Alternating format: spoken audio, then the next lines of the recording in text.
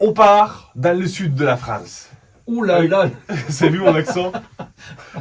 Pardon. Bonjour Roland Motz. Bonjour Xavier. L'accent, c'est pas terrible. Hein. Ah non, c'est un accent, oui, du midi, Voilà. mais sauce Lorraine.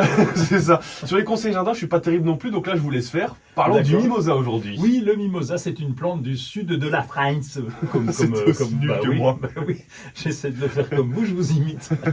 Et donc, elle est arrivée dans les années 1850-1880 dans le sud de la France, et des gars bien, des gars, le duc de Vallombrosa, que vous avez sans doute connu, le marquis de Morès, le lord de Bougham, qui ont fait venir cette plante, parce qu'il y en a beaucoup des mimosas, et ils viennent tous d'Australie. Et donc, ils ont fait venir cette plante, et de là, eh bien, les mimosistes, puisqu'on les appelle comme ça, les gens qui créent des mimosas, les ont multipliés, et tout partait de la gare de Cannes, à Mandelieu, et ça partait un peu partout en France et en Europe pour pouvoir cultiver le mimosa qui est parti en Europe depuis le sud de la France. Mais cette plante, elle ne doit pas pousser non plus super bien chez nous, parce qu'elle vient d'Australie, elle est... Oui, elle craint le froid, si c'est ce que vous vouliez dire avec l'accent du sud. Eh bien, elle craint le froid, elle tient jusqu'à moins 5 à moins 10 degrés maximum. Ah bah quand même.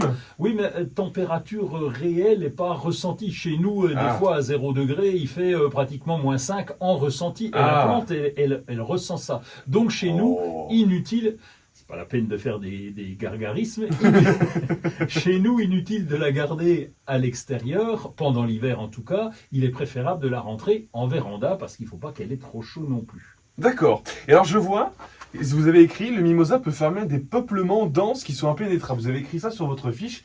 Qu'est-ce que ça veut dire? Alors, c'est dans le sud de la France, eh bien, elle prend tellement de place parce qu'il se ressème très facilement. Et là-bas, il n'a pas la crainte du froid. Parce qu'il fait chaud. Ben voilà, en gros, c'est ça. Puis, enfin, c'est pas qu'il fait chaud, c'est surtout qu'il n'y a pas d'hiver très rigoureux. Et donc, la plante ne gèle pas l'hiver. Et elle se propage. Il fait pas froid, donc il fait chaud, non? Arrêtez de me contredire. On va faire un débat là-dessus, parce que ça me paraît passionnant.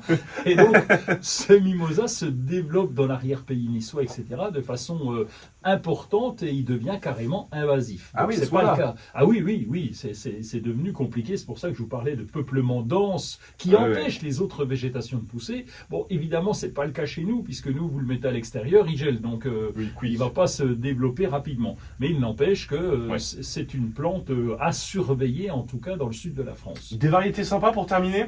Oui, parce que chez nous, on peut les planter en pot, bien sûr, et donc on a l'acacia dealbata, le gaulois astier.